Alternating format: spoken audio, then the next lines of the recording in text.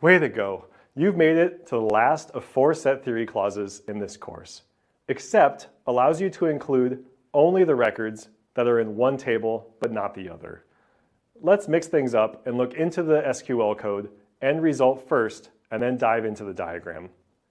You saw earlier that there are some monarchs that also act as the prime minister for their country. One way to determine those monarchs in the monarchs table that do not also hold the title of prime minister is to use the except clause.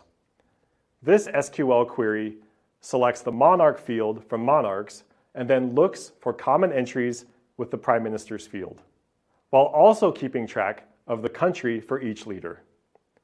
You can see in the resulting query that only the 2 European monarchs are not also prime ministers in the leaders database. This diagram gives the structure of except clauses. Only the records that appear in the left table but do not appear in the right table are included. After a couple exercises on using except clauses, you'll check out the last 2 types of joins for this course: semi-joins and anti-joins. I'll see you in the next video for them. You'll now close this chapter by returning to joins. The 6 joins you've worked with so far are all additive joins, in that they add columns to the original left table. Can you name all 6? 1 inner join, 2 self join, 3 left join, 4 right join, 5 full join, and 6 cross join.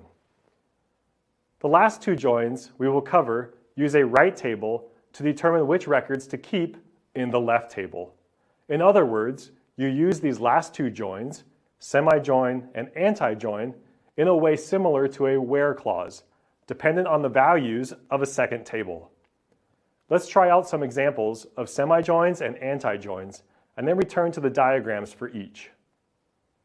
Suppose that you are interested in determining the presidents of countries that gained independence before 1800. Let's first determine which countries this corresponds to in the states table. Recall from your knowledge of SQL before you knew anything about joins how this could be done. To get only the countries meeting this condition, you can use the where clause. We'll next set up the other part of the query to get the presidents we want. What code is needed to retrieve the president, country, and continent columns from the presidents table in that order? Now, we need to use this result with the one in the previous slide to further filter the country field in the presidents table to give us the correct result. Let's see how this might be done next. In the first query of this example, we determined that Portugal and Spain were both independent before 1800. In the second query, we determined how to display the table in a nice form to answer our question. In order to combine the 2 tables together, we will again use a where clause, and then use the first query as the condition to check in the where clause. Check it out. This is your first example of a subquery, a query that sits inside of another query. You'll explore these more in Chapter 4. What does this give as a result? Is it the presidents of Spain and of Portugal? Since Spain does not have a president, it is not included here, and only the Portuguese president is listed. The semi-join chooses records in the first table where a condition is met in the second table. An anti-join chooses records in the first table where a condition is not met in the second table. How might you determine countries in the Americas founded after 1800? Using the code from the previous example, you only need to add a few pieces of code. So what goes in the blanks? Fill in the where clause by choosing only those continents ending in America, and then fill in the other space with a not to exclude those countries in the subquery. The presidents of countries in the Americas founded after 1800 are given in the table. The semi-join matches records by key field in the right table with those in the left. It then picks out only the rows in the left table that match that condition. The anti-join picks out those columns in the left table that do not match the condition on the right table. Semi-joins and anti-joins don't have the same built-in SQL syntax that inner join and left join have. They are useful tools in filtering one table's records on the records of another table. This chapter's challenge exercise will ask you to combine set theory clauses with semi-joins. Before you get to that, you'll try out some exercises on semi-joins and anti-joins. See you again in Chapter 4. You've made it all the way to the last chapter of this course. Congratulations and keep up the excellent work. This last chapter is focused on embedding queries inside of queries.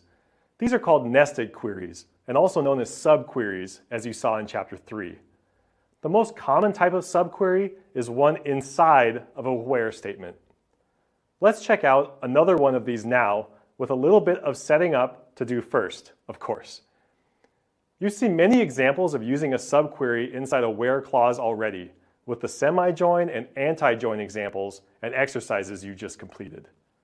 With the where clause being the most common place for a subquery to be found, it's important that you see just one more example of doing so. With this being the final chapter, it's time to unveil the remaining fields in the states table. Note that the continent field is not shown to display all of the fields here.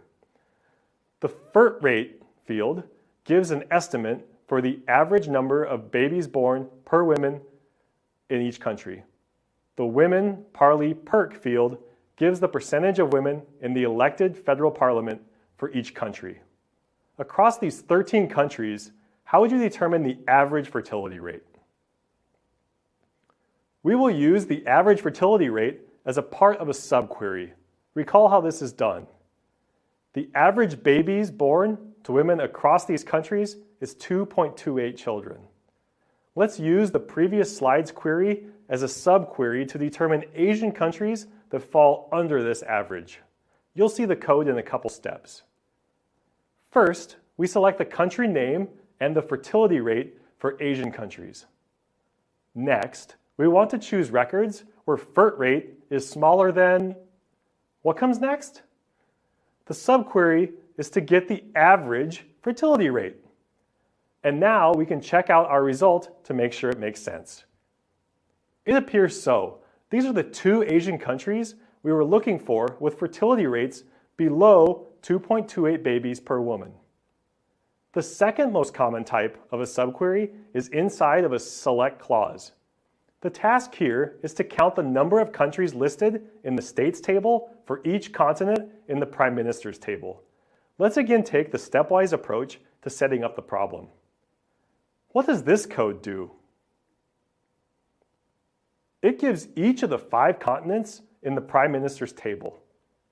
Let's keep building our answer in the next slide.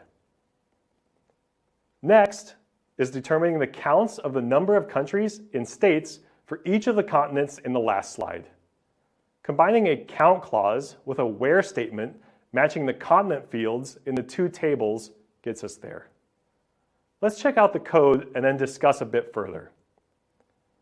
The subquery involving states also can reference the Prime Minister's table in the main query.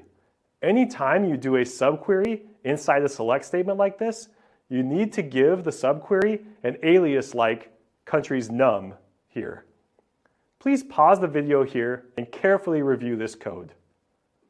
The result of this query comes next. It kind of looks like magic that this works, huh? If you haven't discovered it already, there are often many different ways to solve problems with SQL queries. You could use a carefully constructed join to achieve this same result, for example. Test out your subquery expertise with a few exercises. I'll see you back soon in the Subqueries Inside From Clauses video.